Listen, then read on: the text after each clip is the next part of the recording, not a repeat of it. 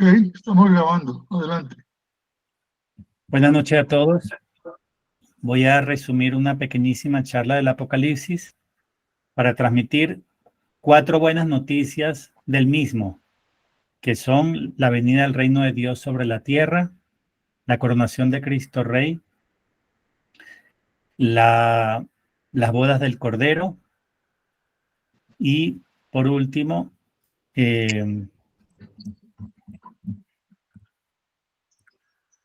el rescate o la liberación del pueblo de Dios. Yo estoy enamorado del Apocalipsis y del misterio del reino de Dios en la tierra. Y en unas pocas láminas y en unos pocos minutos voy a tratar de contagiarles un poco de ese enamoramiento, de esa esperanza que me ha traído a mí el Apocalipsis y la transformación espiritual que ha significado para mi vida. Yo no les voy a hablar hoy del Apocalipsis de castigos, del Apocalipsis de miedo, porque ese todo el mundo lo conoce y hay mucho en las redes sociales y muchos libros sobre los castigos del Apocalipsis. Yo les voy a tratar de transmitir la otra cara del Apocalipsis, el Apocalipsis de esperanza, de gozo, de boda y de rescate. Y comienzo por una cita de Apocalipsis 19 que dice: El coso, ¿no lo tiene ahí en la bolsa? No, yo no tengo. ¿Dónde lo tiene? después de esto oí en el cielo como una gran voz de copiosa multitud que decía: Aleluya, la salvación y la gloria y el poder son de nuestro Dios, porque fieles y justos son sus juicios, pues él ha juzgado a la gran ramera que corrompía la tierra con su prostitución, y ha vengado sobre ella la sangre de sus siervos. Y por segunda vez dijeron: Aleluya. Y el humo de ella sube por los siglos de los siglos. Y se postraron los 24 ancianos y los 4 vivientes, y adoraron al Dios sentado en el trono, diciendo: Amén, aleluya. Y salió del trono una voz que decía: Alabad a nuestro Dios todos sus siervos, los que le teméis, pequeños y grandes. Y oí una voz como de gran muchedumbre y como estruendo de muchas aguas y como estampido de fuertes truenos que decía: Aleluya, porque el Señor nuestro Dios, el Todopoderoso, ha establecido el reinado. Regocijémonos y saltemos de júbilo, démosle gloria, porque han llegado las bodas del Cordero y su esposa se ha preparado. Y se le ha dado vestirse de finísimo lino, espléndido y limpio, porque el lino finísimo significa la perfecta justicia de los santos. Y me dijo: Escribe, dichosos los convidados al banquete nupcial del Cordero. En color morado he resaltado las palabras que denotan júbilo, aleluya, salvación, regocijémonos, saltemos de júbilo, dichosos. ¿No nos habían dicho que el Apocalipsis era un libro solamente para tenerle miedo? ¿Que era un libro que solo traía malas noticias, castigos y juicios? Entonces, ¿por qué en estos 9 versículos vemos tantas palabras de exultación, de gozo y de alegría?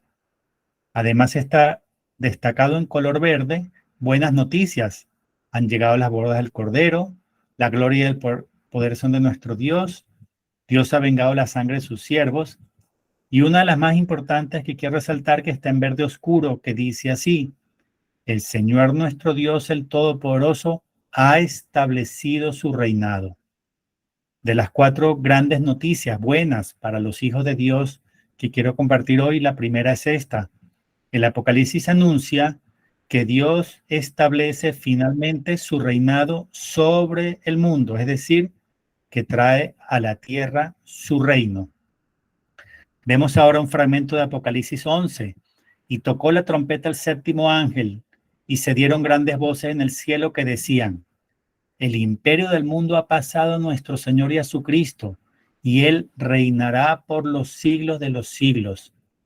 Y los 24 ancianos que delante de Dios se sientan en sus tronos, se postraron sobre sus rostros y adoraban a Dios diciendo: Te agradecemos, Señor Dios nuestro Todopoderoso, que eres y que eras, porque has asumido tu gran poder y has empezado a reinar.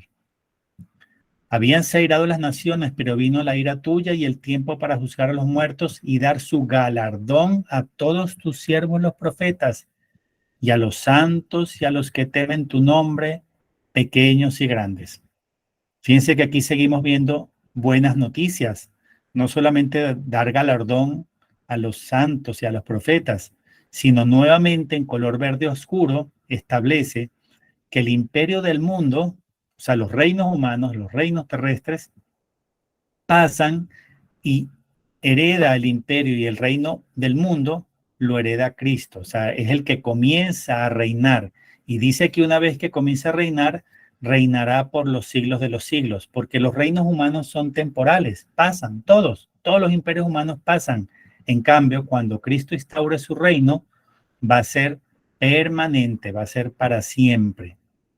Y finalmente, de Apocalipsis 12, oí una gran voz en el cielo que decía: ahora ha llegado la salvación, el poderío y el reinado de nuestro Dios y el imperio de su Cristo. Ha sido precipitado el acusador de nuestros hermanos.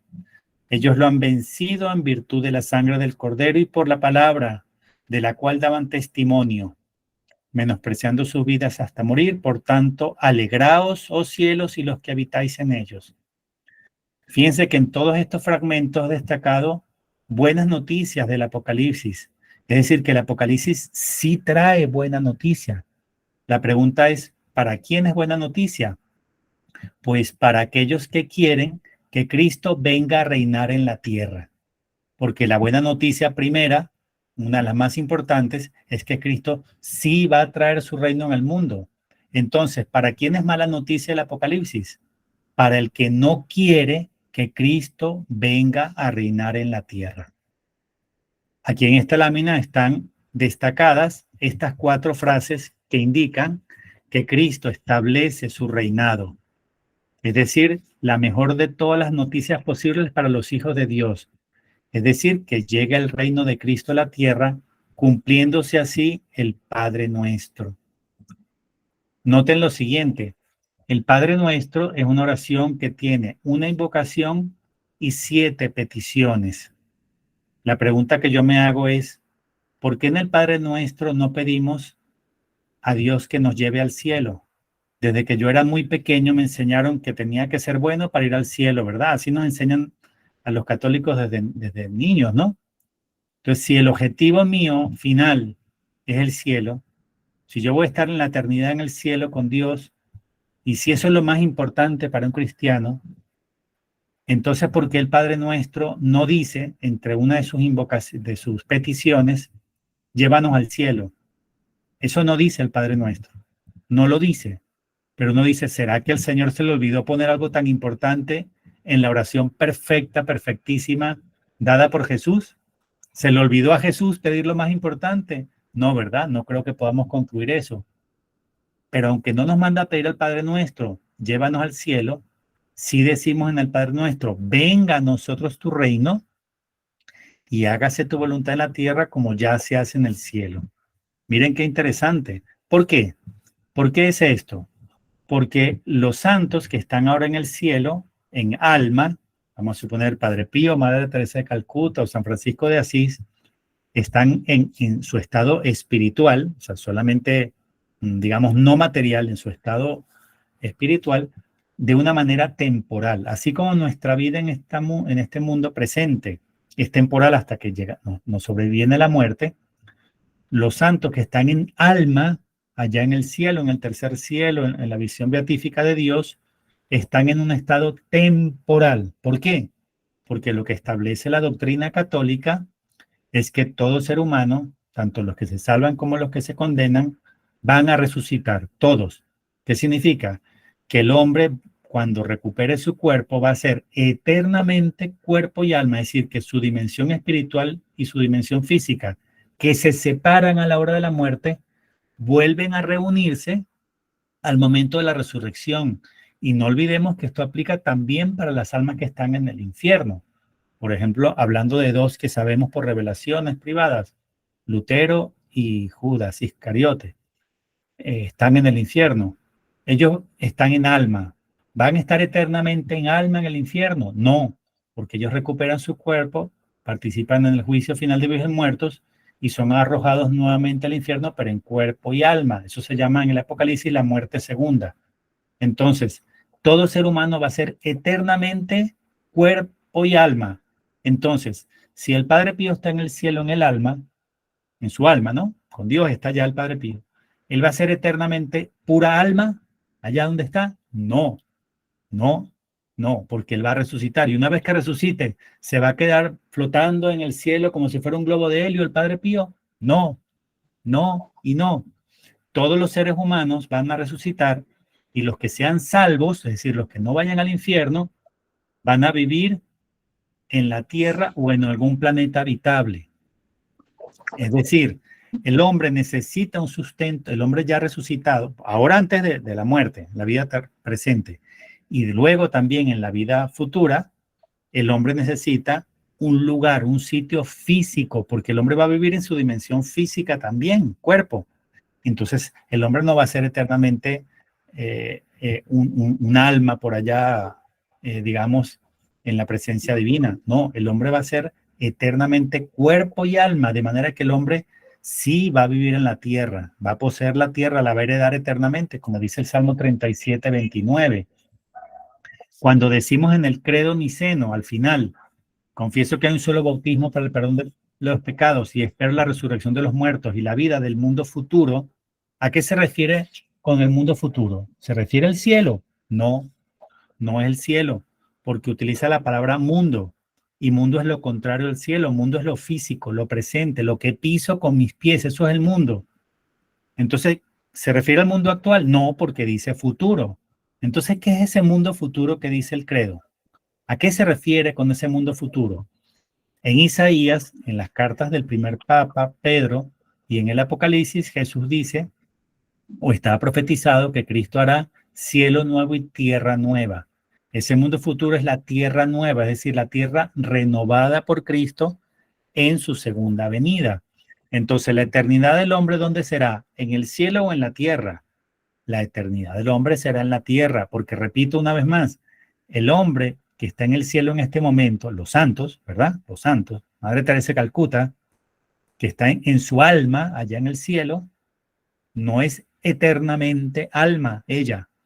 Ella va a recuperar su cuerpo y una vez que le recupere, necesita un lugar donde vivir. Esto es una cosa que no nos la han explicado bien, pero a mí me han ayudado mucho para entenderlo. Algunos libros que les recomiendo. La Iglesia Patrística y la Parucía, del sacerdote español Florentino Ascañiz, y del sacerdote argentino Leonardo Castellani. En realidad no son opiniones de ellos. Lo que recogieron estos dos sacerdotes son las enseñanzas de los santos padres de la Iglesia desde el siglo I hasta la mitad del siglo VI.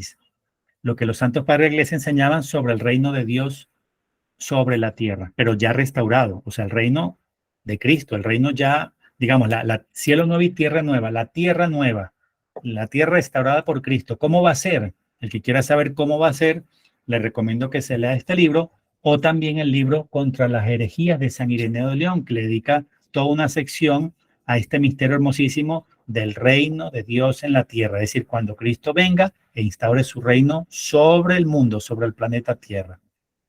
Otro libro muy importante que sobre esto, para mí, en mi opinión, es el libro Azul del Padre Gobi. Y un mensaje que yo refiero mucho porque me parece hermosísimo, de San Marino, del 3 de julio del 87, la Virgen explica el Padre Nuestro. Miren qué hermoso.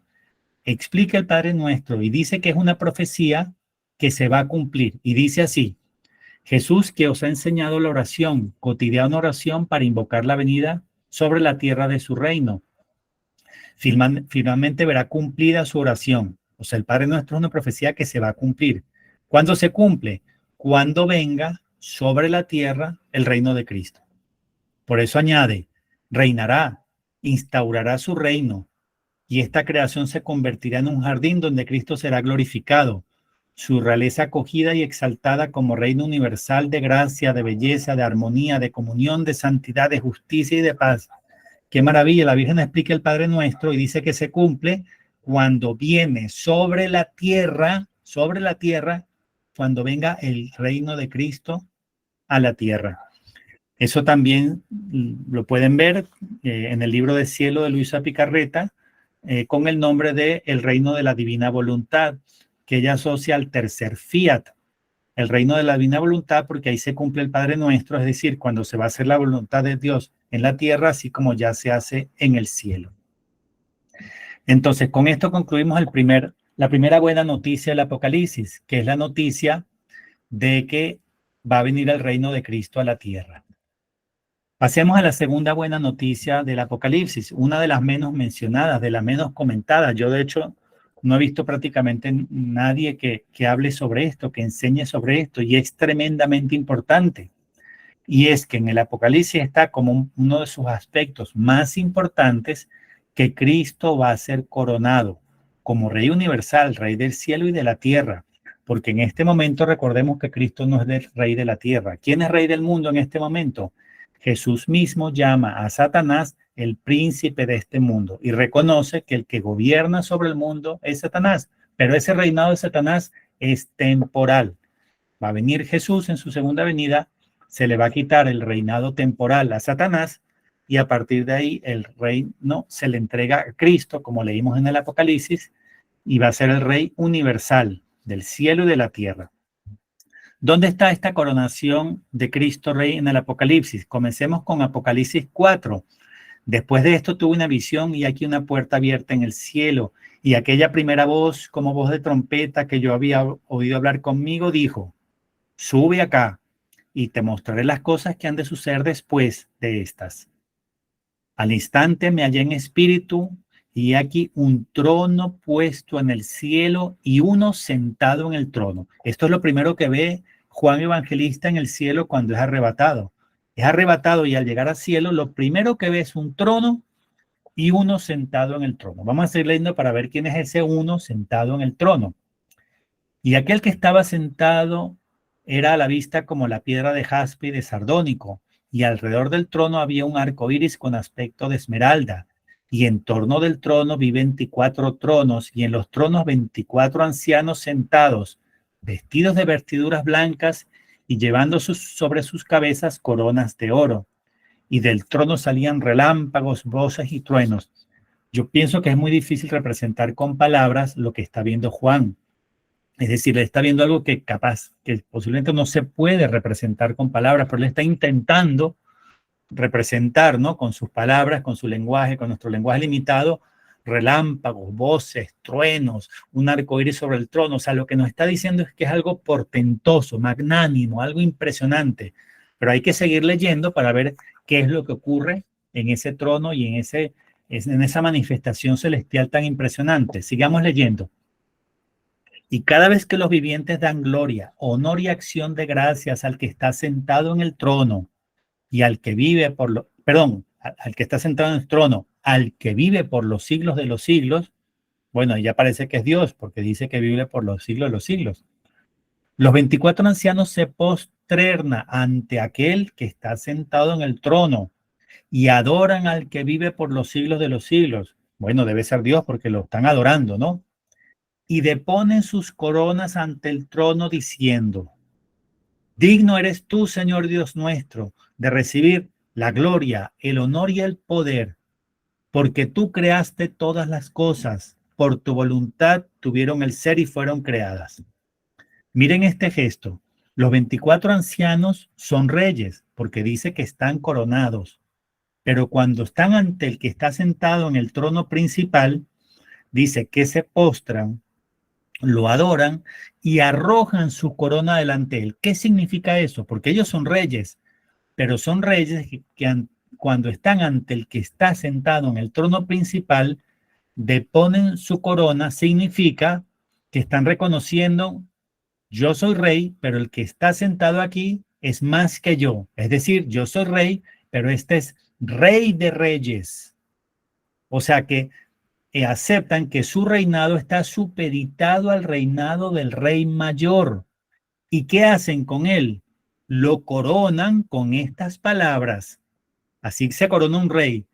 Digno eres tú, Señor Dios nuestro, de recibir la gloria, el honor y el poder. ¿Qué le están entregando los 24 ancianos? Que son reyes, repito. Pero ¿qué le entregan al rey principal que está sentado en el trono? Le entregan la gloria y el honor y el poder que merece. Y lo declaran creador, porque tú creaste todas las cosas, por tu voluntad no existía y por ti fueron creadas. Imagínense, y esto continúa en el Apocalipsis capítulo 5, es decir, la coronación de Cristo Rey es uno de los temas centrales, fundamentales de las buenas noticias del Apocalipsis.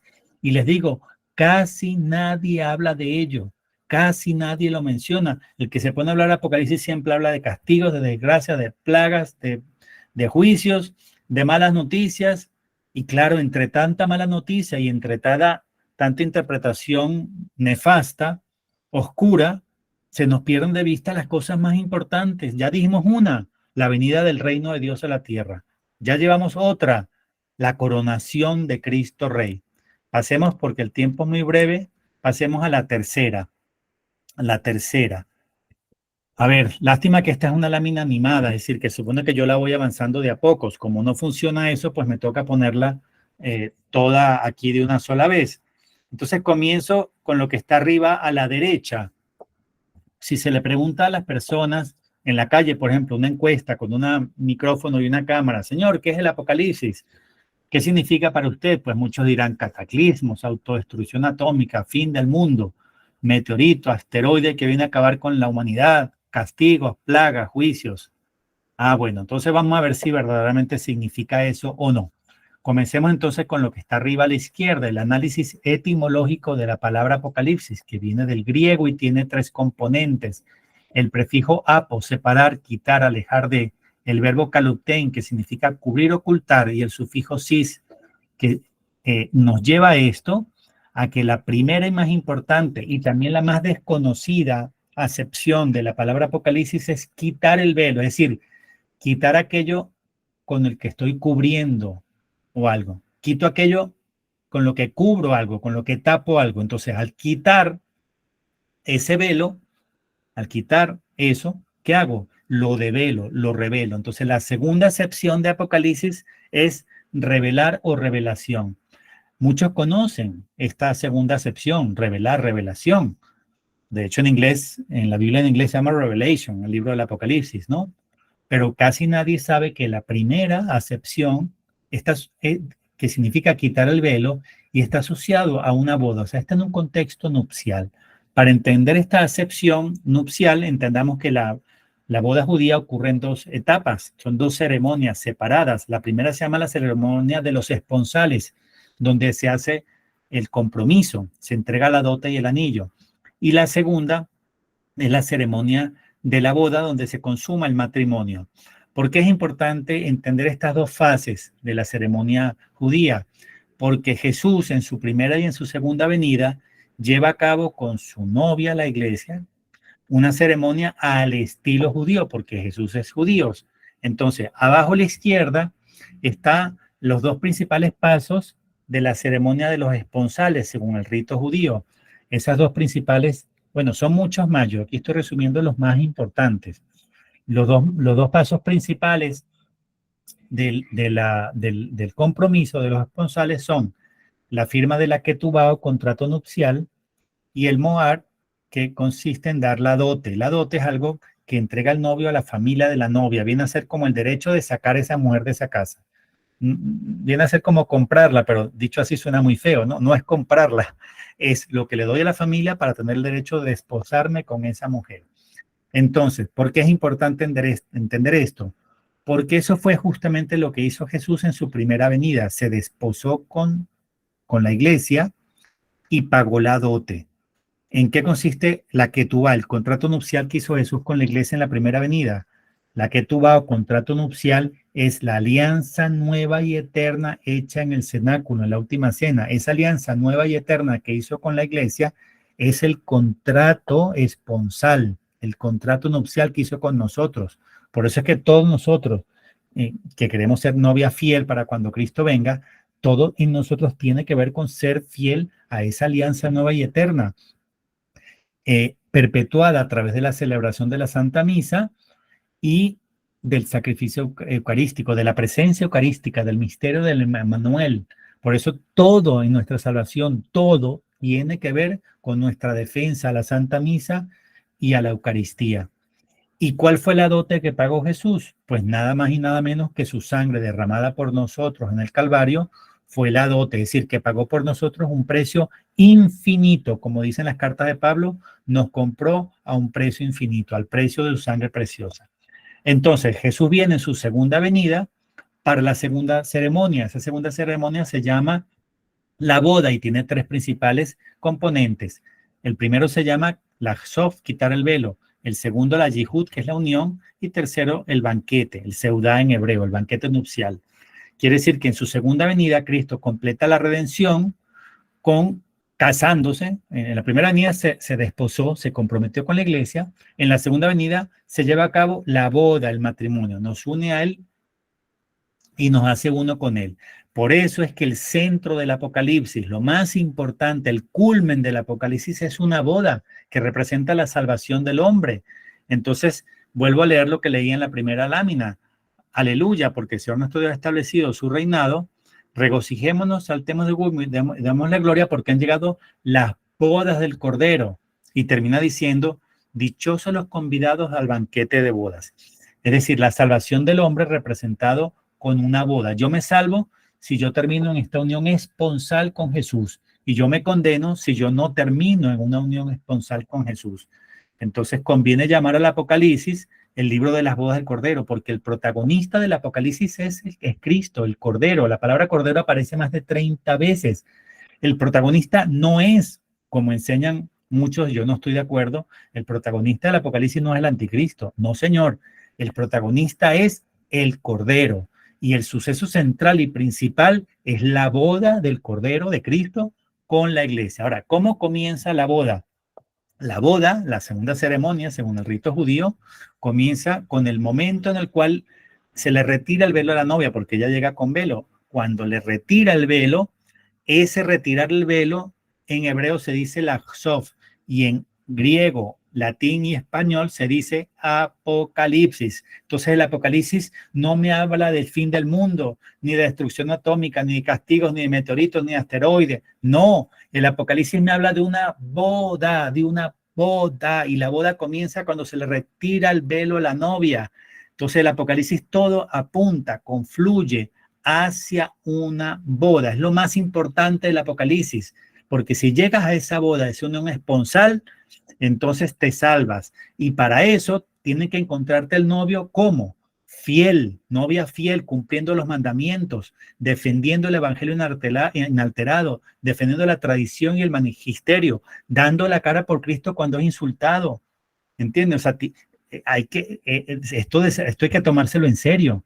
Es decir, tienen que encontrarte activamente defendiendo a Cristo, el evangelio, y activamente cumpliendo los mandamientos y enseñando a otros a cumplir los mandamientos. Es decir, si tú estás defendiendo la ideología de género, defendiendo el aborto, y enseñando a otros a pecar y haciéndote amigo del mundo a costa de hacerte enemigo de Dios, entonces claro que no vas a una boda. Ahí sí vas a vivir los juicios del Apocalipsis, ahí sí vas a vivir todas las calamidades y desgracias que están en ese libro. Pero eso es lo que ya todo el mundo sabe, las desgracias del Apocalipsis todo el mundo las conoce. Yo le estoy tratando de mostrar la otra cara del Apocalipsis y es, cuando llega el novio te encuentra como novia fiel y no como prostituta, por ejemplo, adorando pachamamas o haciéndote amigo del mundo, ¿verdad? Entonces, no vas hacia los castigos y las plagas, sino vas hacia una boda. Entonces, la tercera buena noticia del Apocalipsis es la boda que va a vivir solamente la novia fiel, la que cuando llegue Cristo la encontró viviendo en santidad, en pureza, en castidad, cumpliendo los mandamientos y enseñando a los demás a cumplir los mandamientos y a ser fiel a Dios. Vamos a la cuarta y última noticia porque el tiempo apremia y esto es un micro resumen. La cuarta y última noticia que vamos a compartir hoy, la buena, porque hoy vamos a compartir las 4 principales buenas noticias del Apocalipsis.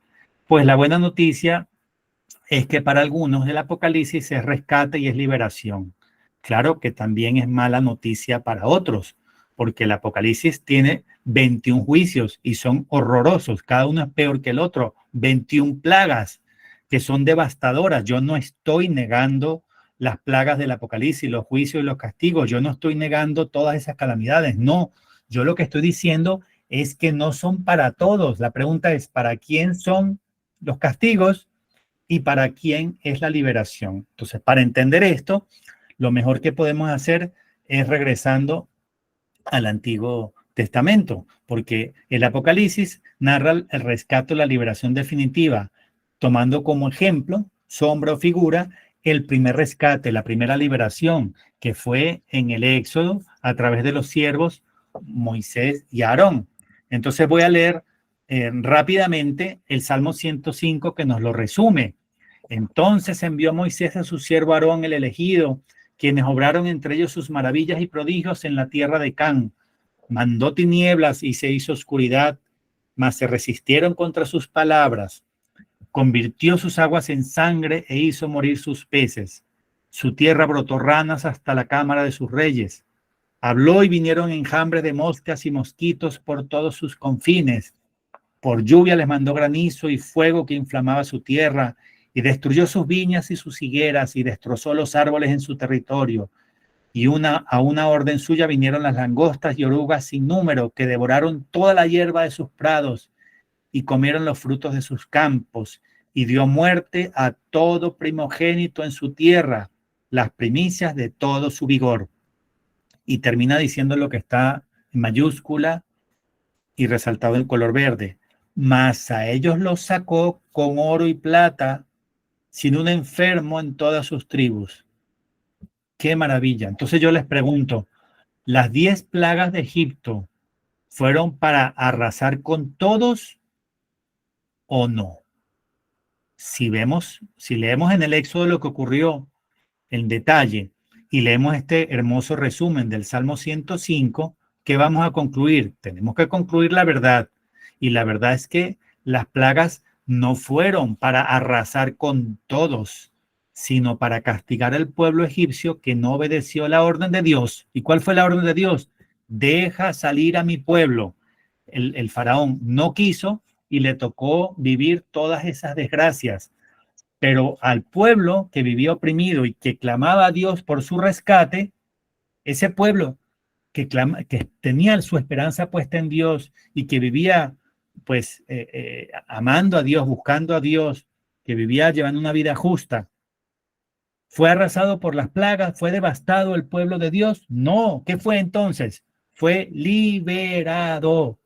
Entonces, ¿por qué hago este símil con el Apocalipsis? Porque, repito, yo no estoy negando los 21 juicios del Apocalipsis. Sus plagas son como las de Egipto y peores, y más, porque son 21 y arrasan al mundo peor. La pregunta es, ¿para quién son las plagas del Apocalipsis? ¿Para todos?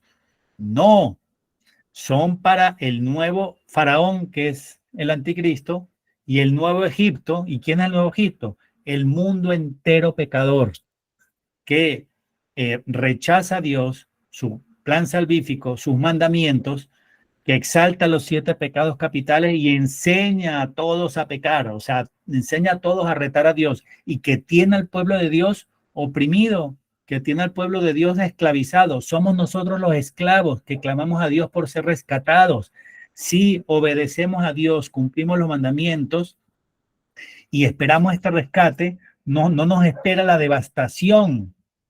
Lo que nos espera es la liberación. Eso es lo que hay que entender y eso es lo que no nos han explicado bien. Por eso es que la gente no lee el Apocalipsis y le tiene miedo, porque no está entendiendo que el Apocalipsis para el santo, para el fiel, para el que cumple los mandamientos, busca y ama a Dios de todo corazón y enseña a los demás a guardar la ley y a amar y a defender los derechos de Dios, que hoy hay cantidad de gente que defiende los derechos de los chimpancés, de las ballenas y hasta de las lagartijas. Pero hoy, ¿quién defiende los derechos de Dios? Dígamelo, por favor, alguien.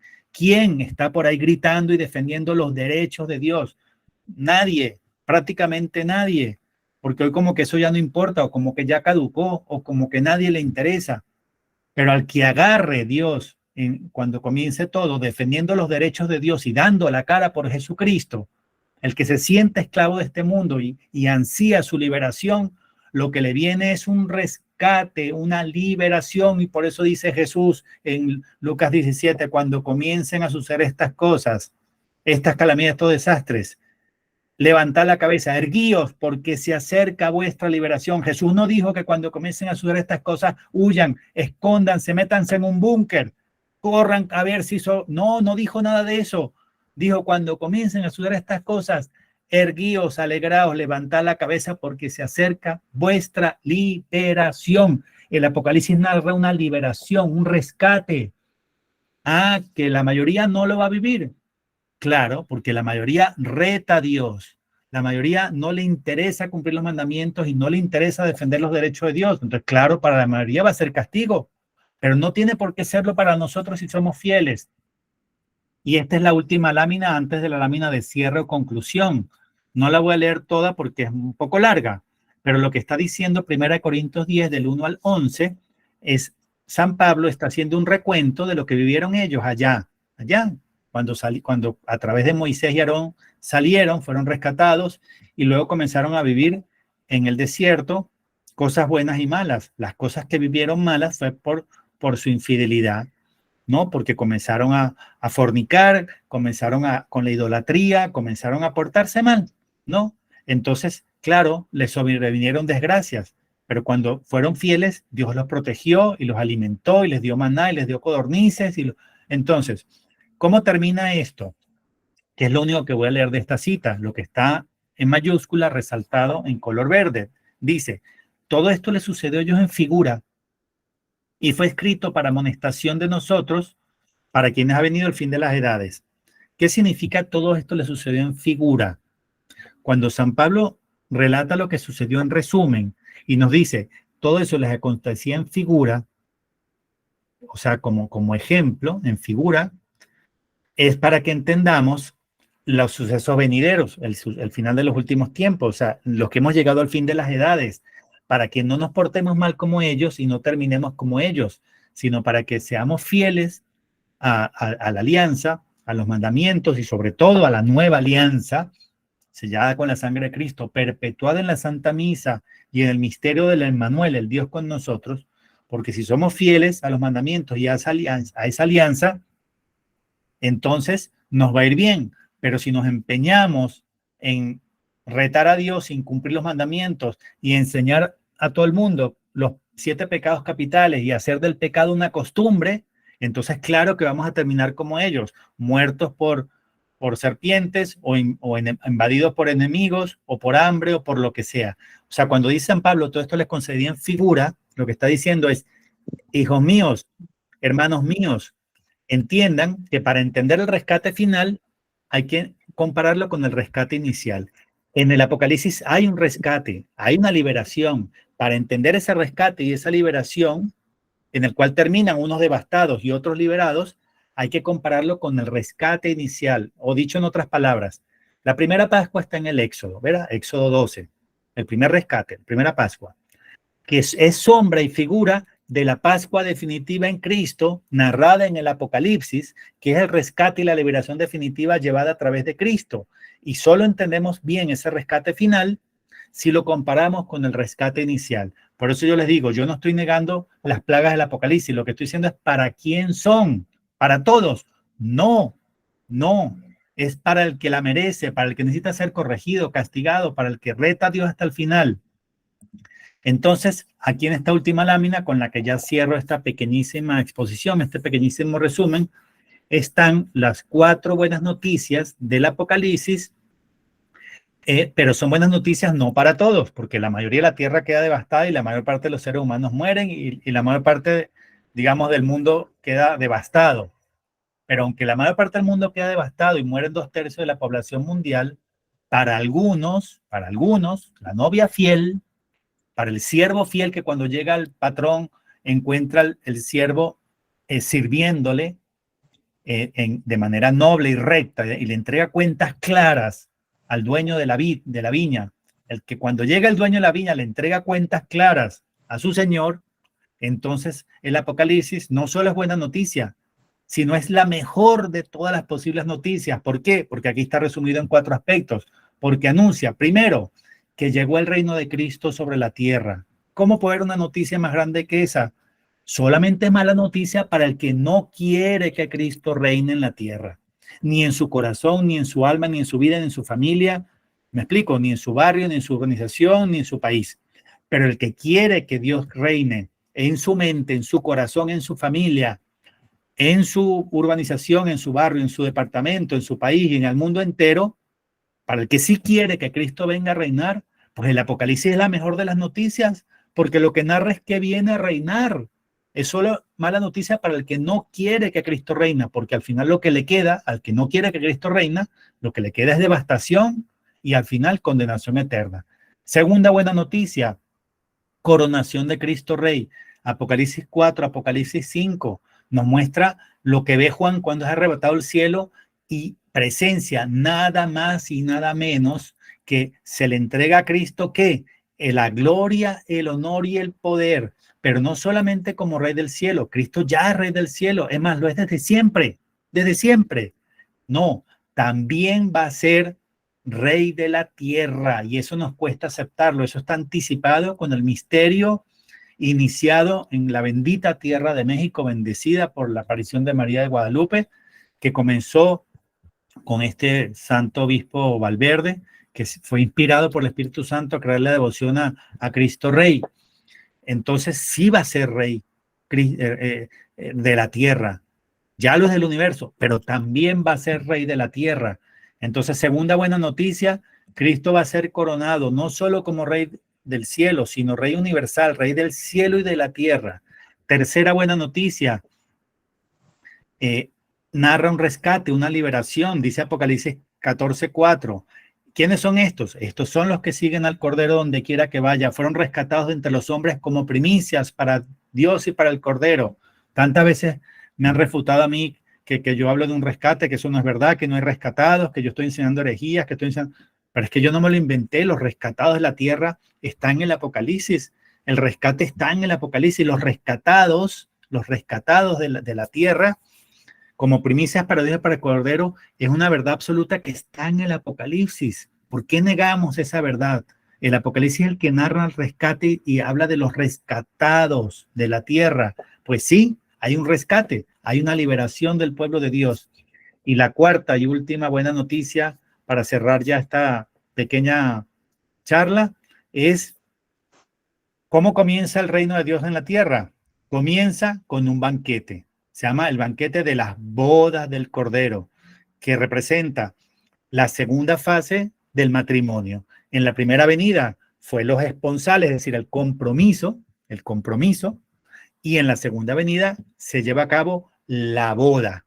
Y la boda representa también la salvación. Quien esté en ese banquete de bodas se salvó, y el que no esté en ese banquete de bodas porque no amó al novio, no lo esperó, no se preparó en santidad y defendiéndole, dando la cara por él ante los hombres, el que no se preparó para una boda, pues se la pierde y no le va a quedar sino devastación y condenación eterna. Pero para la novia fiel es júbilo, alegría, porque va a estar en ese banquete de bodas con el que da inicio el reino de Cristo sobre la tierra, porque eso es lo que leíamos antes en Apocalipsis 19, que relaciona el banquete de bodas con el momento en que comienza el reino de Cristo en la tierra.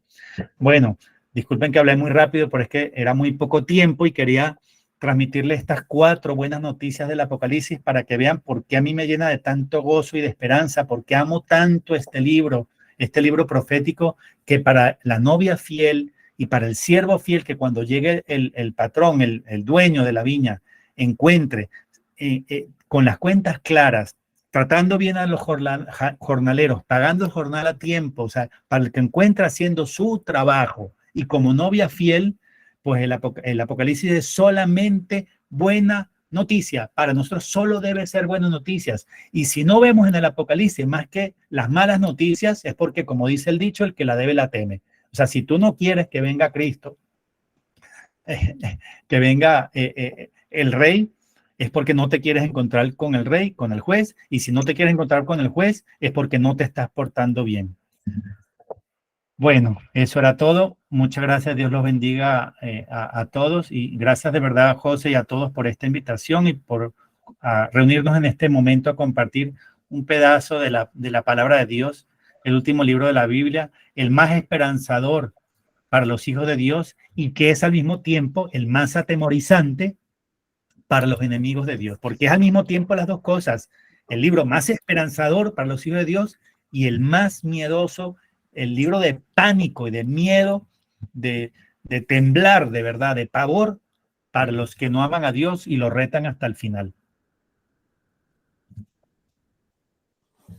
Muchas gracias, don Mauricio. Dios lo bendiga. Mauricio, Dios lo primero, bendiga y muchísimas buena noche. gracias en nombre de estas 140 personas que han estado aquí esta noche y que de verdad nos has dado una alegría. Es una gran alegría lo que nos ha dado esta noche, ¿no? Porque esas 4 noticias son geniales y me imagino que hay más noticias, pero qué belleza ver y entenderme. Fascinante lo que has hecho del parangón entre las bodas judías y las bodas del Cordero en su primera, digamos, su compromiso y su real boda después, ¿no? Espectacular, ¿no? Muchísimas gracias. Te queremos invitar posteriormente para otra charlita así como esta, porque nos siga regalando. En verdad, gracias también por permitirnos grabarlo, porque muchas personas lo van a ver, lo van a volver a estudiar. No alcanzamos a tomar las notas, pero quedó grabado, gracias a Dios, y esperamos que el Señor te siga iluminando, que el Espíritu Santo te guíe. Te queremos mucho, te damos un gran abrazo en nombre de todos. Amén, muchas gracias. Este es tu grupo, cuando Gracias quieras de todo venir, corazón. todos los días a las 9 de la noche nos reunimos a formarnos y a orar también. Puedes venir a orar con nosotros cuando quieres. Siempre estamos orando un ratito y formándonos. Hoy esta formación tuya fue espectacular. Me pidieron algo muy difícil, que es resumir algo en 40 minutos, cosa que se me hace extremadamente difícil. Pero bueno, aunque sea que sirva de abreboca, o sea, como para que dé más ganas de seguir investigando y conociendo este maravilloso libro tan hermoso y tan mal interpretado, porque la industria del cine y también muchos anunciadores de calamidades que abundan, los anunciadores de desgracia abundan en las redes sociales y en YouTube. Los anunciadores de desgracia y la industria cinematográfica ha dañado mucho la imagen del Apocalipsis, porque solamente se enseña como un libro del que hay que tenerle miedo y la gente no lo lee porque, ay, qué miedo, ¿no? Puras desgracias, puros males.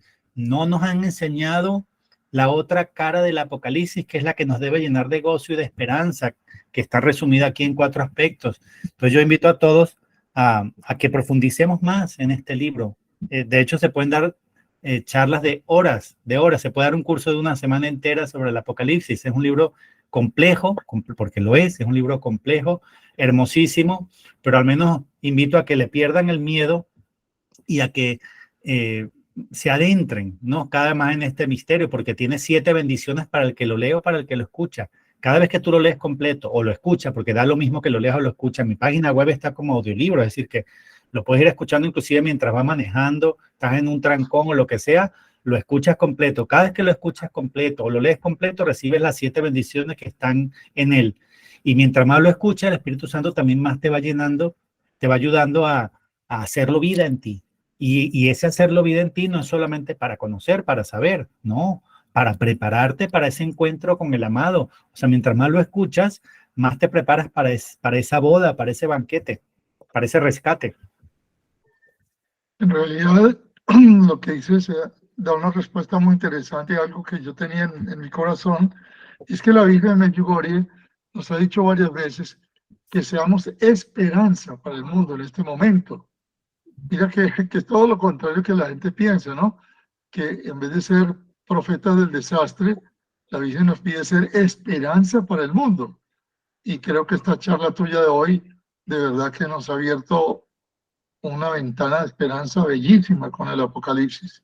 De nuevo te quiero agradecer mucho y pedirte que cuando quieras, este es tu grupo, como está diciendo la mayoría de la gente, te invitamos siempre. Cuando quieras volver o cuando quieras orar con nosotros, también vamos a orar por ti para que sigas adelante con estos proyectos tan bonitos, ¿no?